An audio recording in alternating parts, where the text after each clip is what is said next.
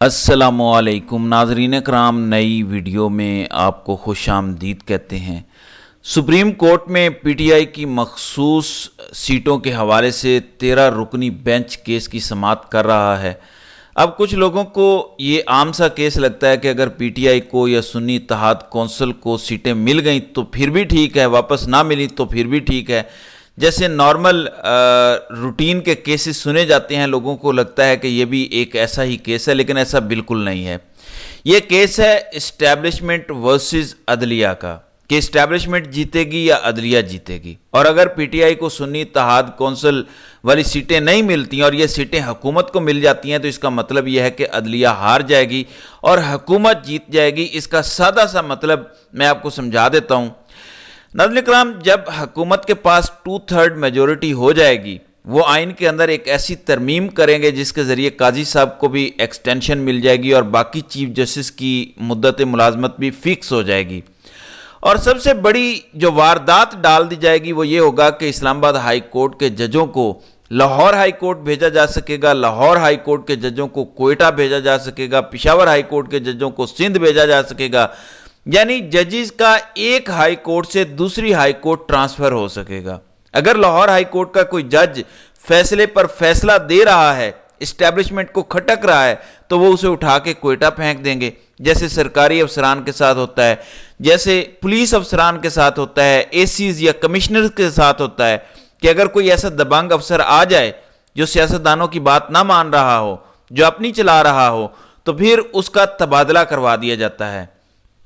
تو یہی غلیظ سسٹم اب عدلیہ کے اندر آنے جا رہا ہے اگر یہ سیٹیں حکومت کو مل جاتی ہیں۔ اس لیے میں کہہ رہا ہوں کہ یہ عدلیہ ورسز اسٹیبلشمنٹ کا کیس ہے۔ آپ ذرا سوچیں، 6 ججز نے ایک خط لکھا، وہ تگڑے ہو کر اسلام آباد ہائی کورٹ میں بیٹھے ہیں اور دبنگ فیصلے دے رہے ہیں، لیکن آئین میں تبدیلی کے بعد ان میں سے کوئی جج کبھی ادھر ہوگا تو کبھی ادھر ہوگا، یعنی مکمل طور پر اسلام آباد ہائی کورٹ کو بھی فتح کر لیا جائے گا۔ اس لیے یہ کیس انتہائی اہم ہے، صرف اس لیے نہیں کہ پی ٹی آئی کی سیٹیں زیادہ ہو جائیں گی۔ آپ کہیں گے کہ پہلے 82-84 تھے، تو اب دیکھو پی ٹی آئی کے قومی اسمبلی میں 100 سے زیادہ ایم این ایز ہو گئے ہیں۔ صرف اس کا یہ سادہ مطلب نہیں ہے۔ اب ناظرین کرام آتے ہیں آج جو سماعت ہوئی ہے، اور قاضی صاحب نے جو بغض دکھایا، ویسے زیادتی کی حد تک، ایکسٹریم لیول، پاگل پن کی حد تک آج قاضی کا بغض دیکھنے میں آیا۔ ایک تو وکیل فیصل صدیقی نے کہا کہ جو جسٹس منصور علی شاہ نے ایک اگزامپل دی تھی کہ اگر 2 جماعتیں الیکشن لڑتی ہیں، باقی سب آزاد ہوتے ہیں، اور جماعتیں صرف 1-2 سیٹیں جیتتی ہیں، تو کیا 70 کی 70 سیٹیں ان میں تقسیم ہو جائیں گی جنہوں نے 1-2 سیٹیں جیتی ہیں؟ تو اسی طرح کا سوال آج فیصل صدیقی جو سنی اتحاد کونسل کے وکیل ہیں انہوں نے اٹھایا کہ یہ منصور علی شاہ نے کہا تھا کہ اگر 90% لوگ آزاد ہوں تو 10% لوگ جو جماعت سے منسلک ہیں، تو کیا باقی ساری کی ساری مخصوص نشستیں ان 10% لوگوں کے اندر تقسیم کر دی جائیں گی؟ اس پر ذرا سنیے قاضی نے کیا جواب دیا۔ قاضی نے کہا جی ہاں، ساری کی ساری سیٹیں ان 2% جو سیاسی جماعتوں کے لوگ ہیں ان کو 100% سیٹیں چلی جائیں گی۔ انہوں نے کہا کہ ہم نے آئین دیکھنا ہے، ہم نے آئین پر حلف اٹھایا ہوا ہے، ہم نے باقی چیزیں نہیں دیکھنی۔ پھر قاضی صاحب کا ذرا بغض ملاحظہ کریں۔ پچھلی سماعت پر بڑا واضح ذکر ہوا کہ بلے کے نشان کا ذکر زیادہ نہیں کرتے کیونکہ اس پر نظر ثانی کا کیس دائر ہے، یعنی بلے کے نشان پہ نظر ثانی کا کیس لگا ہوا ہے۔ پی ٹی آئی نے اسے چیلنج کیا ہے، جو قاضی صاحب نے 13 جنوری کو بلے کا نشان واپس لیا تھا۔ سب کو پتہ ہے، اس میں پہلے بات بھی ہوئی، سپریم کورٹ کے اندر بارہا بات ہوئی، لیکن آج قاضی صاحب نے ایسے فیل کروایا جیسے ان کو پتہ ہی نہیں ہے۔ انہوں نے کہا کہ اچھا، نظر ثانی بھی لگی ہوئی ہے، آپ نے فائل کی ہوئی ہے، ذرا حامد خان کو بلائیں۔ اور ان سے انہوں نے کہا کہ آپ تو اکثر مجھے ملتے رہتے ہیں، کبھی آپ نے ذکر نہیں کیا، یاد دہانی نہیں کروائی کہ ہم نے اس پہ ریویو پٹیشن بھی فائل کی ہوئی ہے۔ اس پہ سپریم کورٹ کے رپورٹر ثاقب بشیر نے ٹویٹ بھی کیا ہے، وہ میں آپ کے سامنے رکھتا ہوں۔ وہ کہتے ہیں کہ دلچسپ صورتحال، چیف جسٹس قاضی فائز عیسیٰ جب 13 جنوری بلے کے نشان کے کیس کے فیصلے سے متعلق وضاحت دے رہے تھے تو فیصل صدیقی نے کہا کہ میں اس پر بات نہیں کروں گا کیونکہ نظر ثانی درخواست زیر التوا ہے، جس پر حیران کن طور پر قاضی صاحب نے کہا کہ مجھے تو معلوم ہی نہیں نظر ثانی درخواست دائر ہوئی ہے۔ وہاں بیٹھے حامد علی خان نے بھی نظر ثانی دائر ہونے کی تصدیق کی، حالانکہ گزشتہ سماعت پر بھی بات ہوئی تھی جسٹس اطہر من اللہ نے یاد دہانی کروائی تھی کہ نظر ثانی زیر التوا ہے، اس لیے اس حوالے سے بات نہ کی جائے۔ پھر سپریم کورٹ نے برطانوی ہائی کمشنر کو خط بھی لکھا، تب بھی نظر ثانی دائر تھی۔ ایک زیر التوا معاملے پر ویسے عدالت کسی کو بولنے نہیں دیتی، خود سب کچھ بول رہے ہیں، تو کافی حیران کن بات ہے کہ معاملہ پینڈنگ ہے اور ادھر سے اس پر کھل کر بات ہو رہی ہے۔ اچھا، ایک اور چیز جو نقطہ بڑا اہم اٹھایا وکیل فیصل صدیقی کی جانب سے، انہوں نے کہا کہ آئین یا قانون دونوں کے اندر کہیں یہ نہیں لکھا ہوا کہ مخصوص سیٹوں کے حوالے سے جو شیڈیول ہوتا ہے، مخصوص سیٹوں کے حوالے سے جو لسٹ ہوتی ہے، وہ جنرل الیکشن سے پہلے دینی ہے یا بعد میں دینی ہوتی ہے، یعنی اس کی کسی ٹائمنگ کا ذکر نہیں کیا گیا، ایک سیپریٹ میٹر ہے۔ آئین کے اندر کہیں نہیں لکھا ہوا کہ الیکشن کا شیڈیول آ گیا ہے اور اس شیڈیول کے اندر فلاں دن تک آپ نے مخصوص سیٹوں کی لسٹ دینی ہے، ایسا کہیں پر بھی نہیں ہے۔ الیکشن کمیشن کا اختیار ہے کہ وہ کسی وقت بھی شیڈیول بنا کر لے آئے۔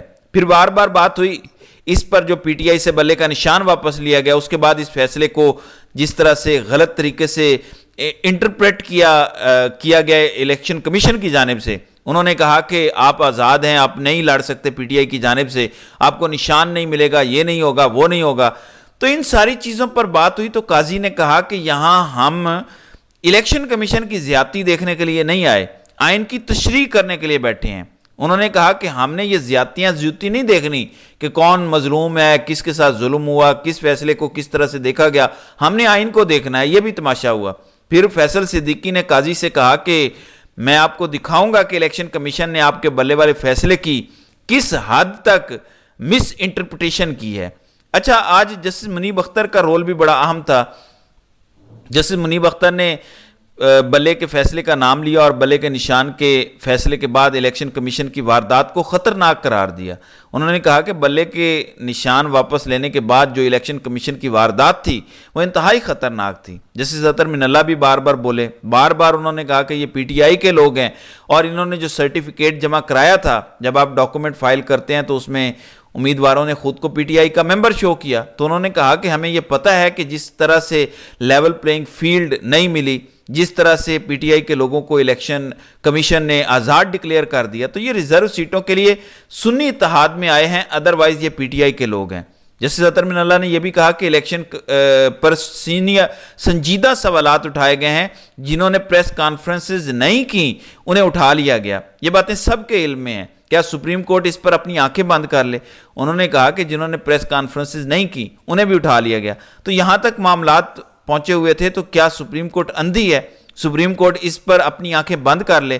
تو یہ سارا کچھ ہوا، قاضی صاحب کو بہت جگانے کی کوشش کی گئی۔ پھر جسٹس منیب اختر نے ایک اور بڑے اہم ریمارکس دیے کہ الیکشن کمیشن نے پی ٹی آئی امیدواروں کو سپریم کورٹ فیصلے کے سبب آزاد قرار دیا، یہ تو بہت خطرناک تشریح ہے۔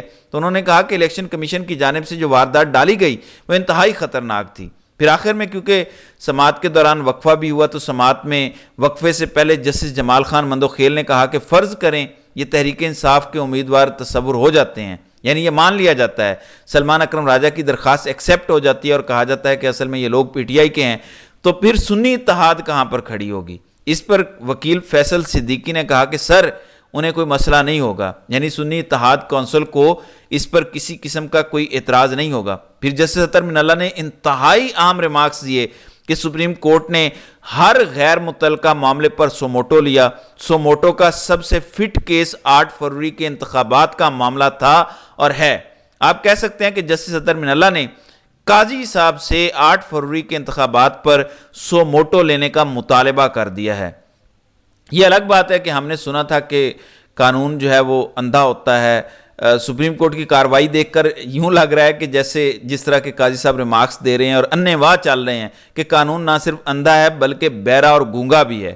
اور قاضی الوقت سپریم کورٹ میں مخصوص نشستوں اور الیکشن ٹریبیونل کیسز میں دھاندلی کو پورا تحفظ دے رہے ہیں، کیونکہ قاضی الوقت لندن پلان کا انتہائی اہم سٹیک ہولڈر ہے اور یہ میچ پوری طرح سے فکس دکھائی دیتا ہے۔ دوسری جانب عمران خان نے اپنی نااہلی کے خلاف اپیل کو بھی سپریم کورٹ میں جلد از جلد سماعت کے لیے مقرر کرنے کی استدعا کر دی ہے۔ یہ بڑا اہم کیس ہوگا کیونکہ عمران خان کی نااہلی جو ہے وہ چیلنج ہو چکی ہے۔ دیکھتے ہیں کہ یہ کیس سپریم کورٹ اب